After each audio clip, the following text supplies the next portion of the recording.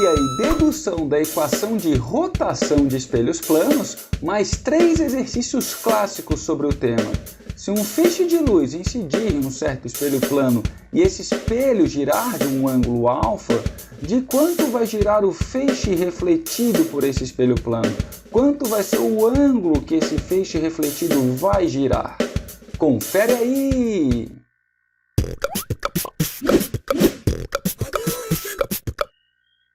Olá, eu sou o Kleber e hoje vamos falar da teoria de rotação de espelhos planos e também vamos deduzir a equação relacionada à rotação de espelhos planos. Se você quiser saber um pouquinho mais sobre espelhos planos, eu vou deixar aí na descrição do vídeo alguns links para você dar uma olhada depois de assistir a esse vídeo. Também vou deixar aí no card desse vídeo uma playlist só sobre espelhos planos. Então vamos lá, temos aqui um certo espelho, que eu estou chamando de espelho E1, e a gente vai incidir nesse espelho um feixe de luz. Esse feixe de luz está incidindo com um certo ângulo que eu estou chamando de θ1.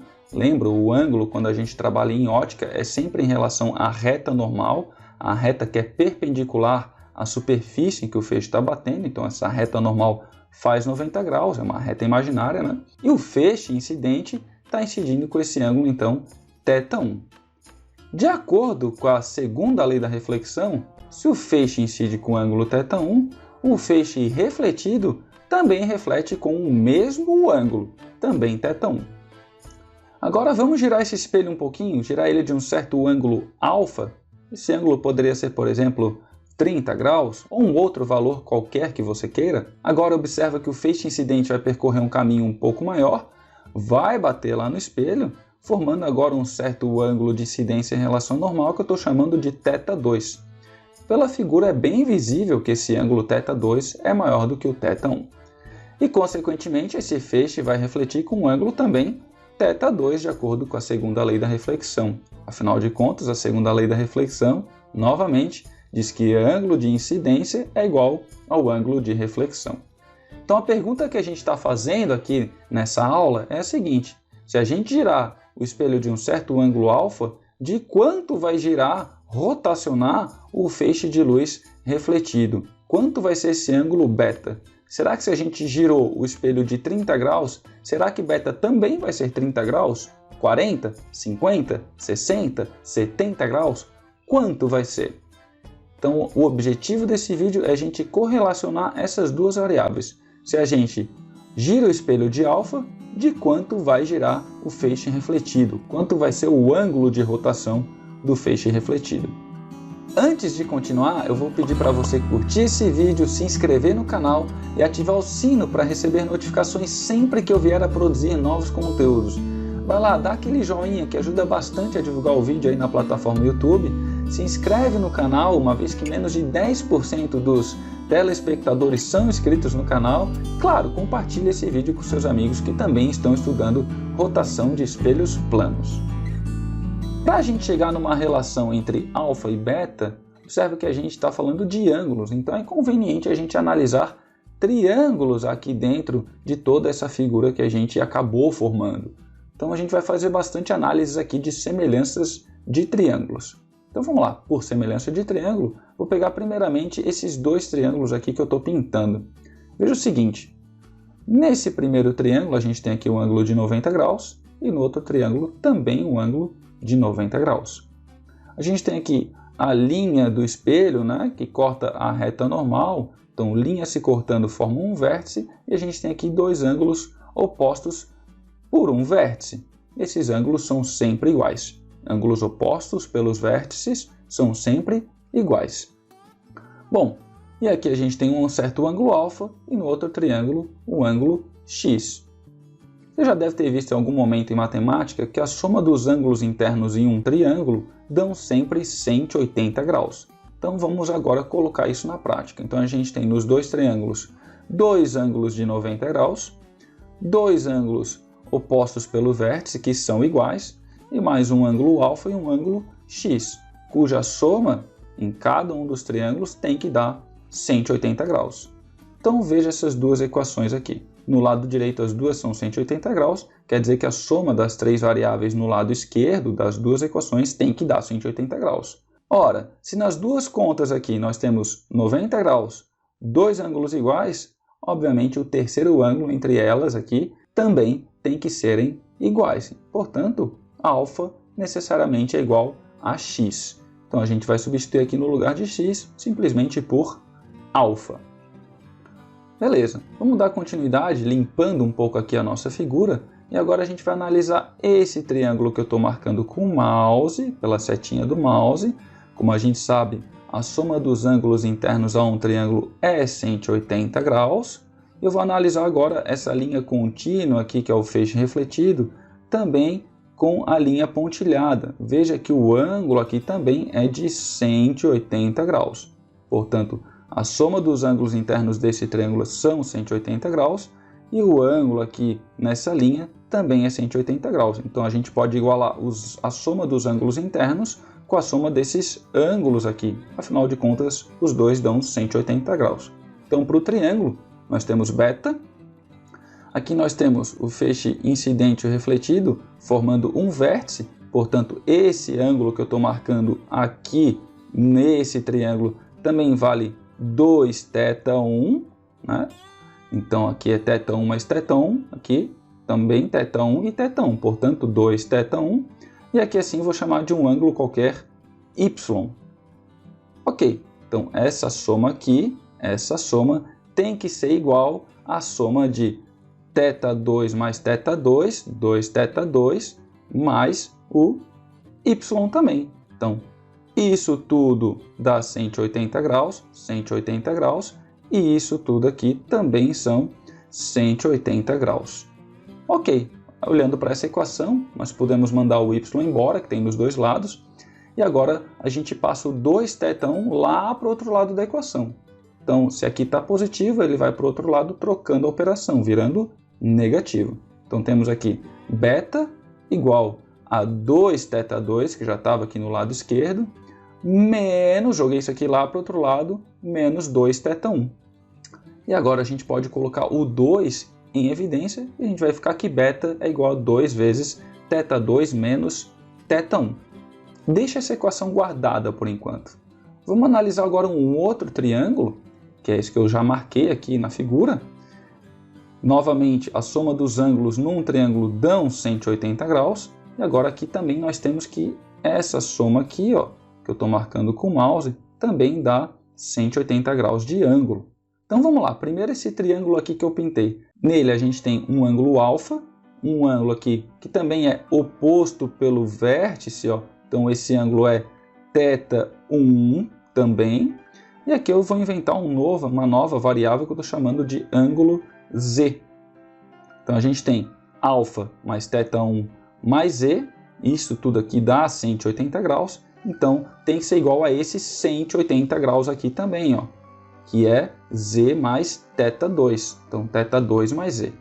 Então a gente pode mandar z embora, tem nos dois lados da equação, e basta jogar o θ1 para o outro lado, que vai para o outro lado, trocando o sinal.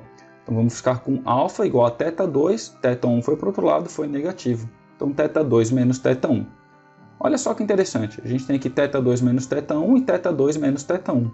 Portanto, no lugar de θ2 menos θ1, a gente pode escrever alfa, porque alfa é θ2 menos θ1. Portanto, o ângulo que o feixe refletido vai rotacionar é simplesmente o dobro do ângulo que o espelho vai rotacionar. Portanto, se o espelho, por exemplo, rotacionou de 30 graus, o ângulo que o feixe refletido vai rotacionar é o dobro. 2 vezes 30 igual a 60 graus. Então sempre, quando o espelho plano rotaciona de um certo ângulo alfa, o raio de luz refletido sofre uma rotação, no mesmo sentido, de um ângulo que equivale o dobro do quanto o espelho girou, o dobro do alfa. Então, o ângulo de rotação do feixe refletido é sempre o 2 vezes o ângulo de giro do espelho, o dobro do quanto o espelho vai girar. Exercício número 1. Um raio de luz proveniente de uma fonte F incide num espelho plano e, após refletir-se, ilumina o ponto A de uma parede, conforme o esquema abaixo. Sabe-se que a distância AO é igual à distância AB. Girando-se o espelho em torno do eixo O, qual deve ser o ângulo de rotação do espelho para que o raio refletido ilumine o ponto B? Então, a informação relevante do enunciado é que a distância AO é exatamente igual à distância AB. Bom, a gente tem aqui a nossa fonte de luz, que está emitindo um feixe de luz, que bate no espelho e está refletindo exatamente em direção ao ponto A, formando aqui um ângulo de 90 graus com a parede. O que a gente quer é girar esse espelho, de tal maneira que esse feixe refletido rotacione de um ângulo beta e vá em direção ao ponto B. Para resolver esse problema, a gente vai utilizar a equação que a gente acabou de deduzir no início desse vídeo, na parte teórica, que o ângulo de rotação do feixe refletido, esse ângulo beta, é sempre igual ao dobro do quanto o espelho tem que girar.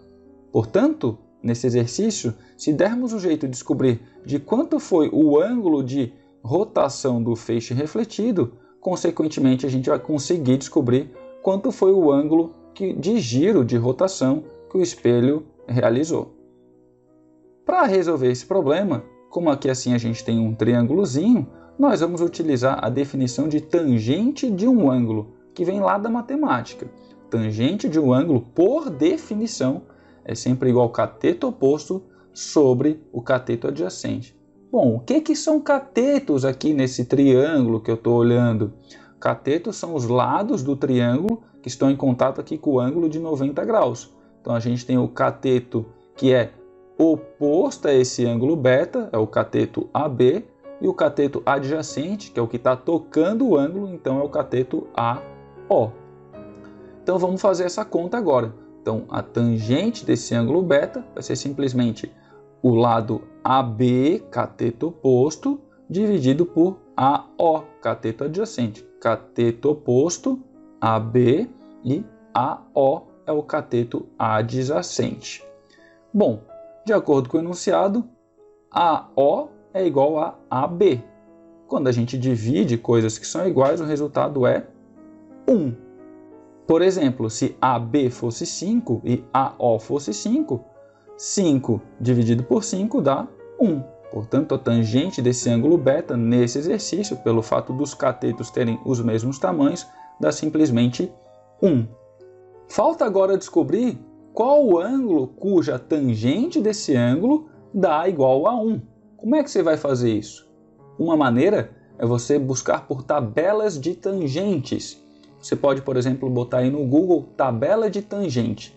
Vai aparecer uma tabelinha para você para todos os ângulos, por exemplo, de 0 até 360 graus. Quanto é a tangente de cada um desses ângulos? Você vai verificar nessa tabela qual tem que ser o ângulo cuja tangente vai dar igual a 1.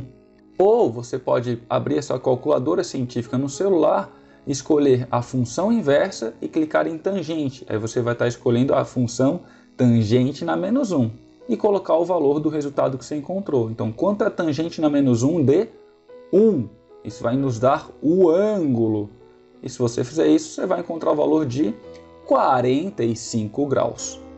Ok? Então, fazendo dessa maneira, ou olhando numa tabela de tangentes, você vai ver que quando o ângulo é de 45 graus, na tabelinha vai estar dizendo tangente de 45 graus é igual a 1. Bom, mas não é esse o resultado que a gente está procurando. Isso aqui está dizendo para a gente que o feixe refletido rotacionou de 45 graus. Então a gente descobriu o beta dessa equação na equação de rotação de espelhos planos. Então vamos agora descobrir o alfa. Vamos substituir o beta e descobrir o alfa. Então fazendo isso, beta, que é 45, é igual a 2 vezes alfa. Basta passar o 2 dividindo, ele está multiplicando, passa para o outro lado dividindo, que a gente encontra que alfa é exatamente igual a 22,5 graus. Então esse é o ângulo de rotação que o espelho tem que realizar para que o feixe refletido rotacione de 45 graus. Exercício número 2. O esquema abaixo representa um pêndulo. Na extremidade do fio está preso um espelho plano. Incrustada no anteparo há uma lâmpada pontual F que emite um raio de luz na direção horizontal para a esquerda. o pêndulo é posto a oscilar, fazendo com que o espelho passe pelas posições E1 e E2, varrendo um ângulo de 30 graus. Calcule a extensão do anteparo percorrida pelo raio de luz proveniente de EF e refletido pelo espelho, quando o espelho vai de E1 para E2. Então o enunciado deu para a gente uma informação relevante que o ângulo de giro do espelho, esse ângulo alfa, é de 30 graus. Então na situação nós temos uma fonte F, que joga um feixe de luz horizontal, que vai bater no espelho E1, e quando ele está nessa posição, obviamente o feixe refletido volta sobre ele mesmo. Porém, depois o espelho vai começar a girar e o feixe refletido vai começar a bater aqui no anteparo em outra posição, varrendo todo esse anteparo até que o feixe refletido vai atingir essa posição mais ou menos que eu estou representando aqui nessa figura. Então, o feixe vai varrer toda essa distância aqui no anteparo. Quanto é essa distância varrida pelo feixe refletido? Essa é a pergunta do problema. Bom, para começar, então nós vamos utilizar a equação de rotação de espelhos planos para determinar qual foi o ângulo de rotação do feixe refletido. Então vamos determinar esse ângulo de rotação do feixe refletido pela equação de rotação de espelhos planos. Então nós temos aqui beta, que é o quanto rotacionou o feixe refletido, é igual ao dobro do quanto girou o espelho, quanto rotacionou o espelho. Então o espelho rotacionou 30 graus, substitui aqui por 30. Então 2 vezes 30 dão 60 graus. Portanto, o ângulo que rotacionou o feixe refletido é de 60 graus. Bom, com essa informação a gente vai fazer a mesma coisa que fez lá no exercício 1, utilizar a definição de tangente de ângulo. Por que eu vou usar a definição de tangente de ângulo? Porque na definição aparece cateto oposto e cateto adjacente, e o cateto oposto a esse ângulo é justamente esse lado do triângulo que tem a informação que a gente quer descobrir no problema. A distância y, esse tamanho y, o quanto o feixe varreu no anteparo.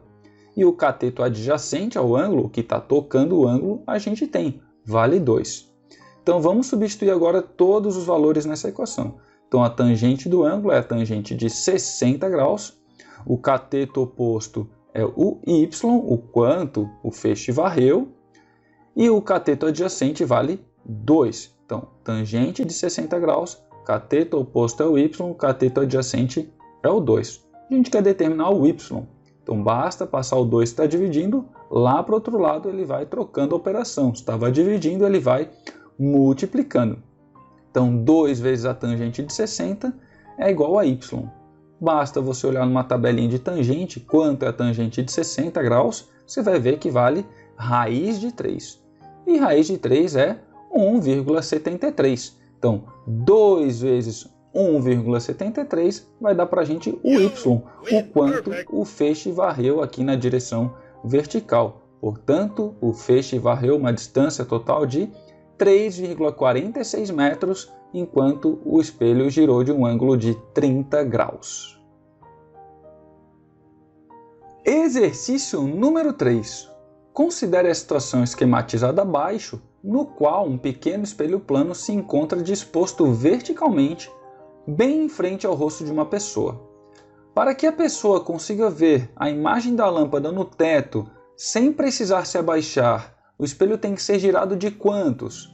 Tem A, 60 graus, B, 30 graus, C, 15 graus, D, 90 graus ou E, 45 graus. Vejamos a seguinte situação aqui na figura. Temos um feixe de luz que incide no espelho formando um certo ângulo de incidência igual a 30 graus. De acordo com a segunda lei da reflexão, o feixe refletido pelo espelho também vai formar um ângulo de 30 graus, e esse feixe não está indo para o olho do observador. Para que esse feixe vá para o olho do observador, o espelho tem que girar de tal maneira que esse feixe refletido vai cair bem aqui em cima dessa linha branca, ou seja, o feixe refletido tem que rotacionar de 30 graus. Partindo da equação de rotação de espelhos planos, o ângulo de giro do feixe refletido, o ângulo de rotação do feixe refletido, tem que ser igual ao dobro do quanto o espelho vai ter que rotacionar. Então, o ângulo de rotação do feixe refletido vai ter que ser de 30 graus. A gente quer girar esse feixe refletido para ir em direção ao olho da pessoa, então tem que rotacionar de 30 graus. Portanto, o beta é 30 graus, que vai ser igual ao dobro do quanto o espelho tem que rotacionar. Então, esse 2 está multiplicando o alfa, e a gente vai jogar ele lá para o outro lado fazendo a operação inversa, então dividindo. Então, 30 sobre 2 é igual ao quanto o espelho vai ter que girar, portanto, o espelho tem que girar de 15 graus. Curta esse vídeo, se inscreva no canal e ative o sino para receber notificações sempre que eu vier a produzir novos conteúdos. Dúvidas? Deixe nos comentários. Sugestões de novos exercícios? Deixe nos comentários. Valeu!